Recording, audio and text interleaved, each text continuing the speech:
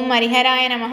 కార్తీక పురాణం 19వ అధ్యాయం 19వ రోజు పారాయణం. చాతుర్మాస్య వ్రత ప్రభావ నిరూపణ.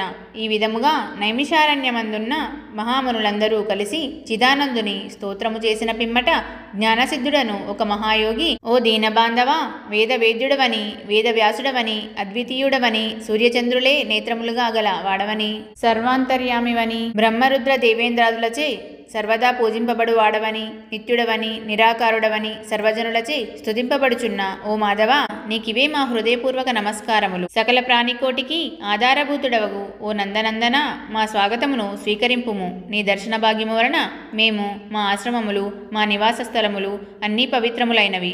ఓ దయామయ, మేమీ సంసార బంధము నుండి బయటపడలేకుంటిమి. మమ్ముద్ధరింపుము. మానవుడెన్ని పురాణములు చదివినా, ఎన్ని శాస్త్రములు విన్నా నీ దివ్య దర్శనము బడయజాలడు. నీ భక్తులకు మాత్రమే నీవు దృగ్గోచరుడవగుడువు. ఓ గజేంద్ర రక్షక, ఉపేంద్ర, శ్రీధర, హృషికేశ, నన్ను కాపాడుము అని మైమరచి స్తోత్రము చేయగా శ్రీహరి చిరునవ్వు నవ్వి, జ్ఞానసిద్ధ, నీ స్తోత్రవచనమునకు నేనెంతయూ సంతసించితిని.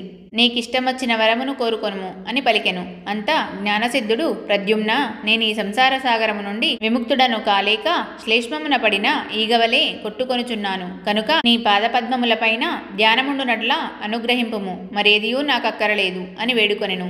అంతా శ్రీమన్నారాయణుడు, ఓ జ్ఞానసిద్ధుడా, నీ కోరిక ప్రకారం అటులనే వరమిచ్చితిని. అదియునుగాక మరొక వరము కూడా కోరుకొనుము, ఇచ్చెదను. ఈ లోకమందు అనేక మంది దురాచారులై, బుద్ధిహీనులై అనేక పాపకార్యములు చేయుచున్నారు. అట్టివారల పాపములు పోవుటకై ఒక వ్రతమును కల్పించుచున్నాను. ఆ వ్రతమును సర్వజనులు ఆచరించవచ్చును. సావధానుడవై ఆలకింపుము. నేను ఆషాఢశుద్ధ దశమి రోజున లక్ష్మీదేవి సహితముగా పాలసముద్రమున శేషశయ్యపై పవలింతును. తిరిగి కార్తీక మాసమున శుద్ధ ద్వాదశి వరకు చాతుర్మాస్యమని పేరు. ఈ కాలంలో చేయు వ్రతములు నాకు మిక్కిలి ప్రీతికరము. ఈ వ్రతము చేయువారలకు సకల పాపములు నశించి నా సన్నిధికి వత్తురు. ఈ చాతుర్మాస్యములందు వ్రతములు చేయని వారు నరకకూపమునబడుదురు. ఇతరుల చేత కూడా ఆచరింపచేయవలయును.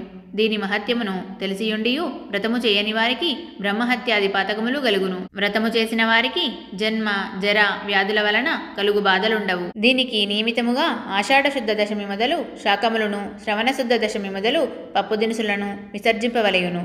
నాయందు భక్తి గలవారిని పరీక్షించుటకై నేనిట్లు నిద్రావ్యాజమున శయనింతును. ఇప్పుడు నీ వసంగిన స్తోత్రమును త్రిసంధ్యలయందు భక్తి శ్రద్ధలతో పఠించిన వారు నా సన్నిధికి నిశ్చయముగా వత్తురు అని శ్రీమన్నారాయణుడు మునులకు బోధించి శ్రీ మహాలక్ష్మితో గూడి పాలసముద్రమున కేగి శేషపాన్పు మీద పవలించెను.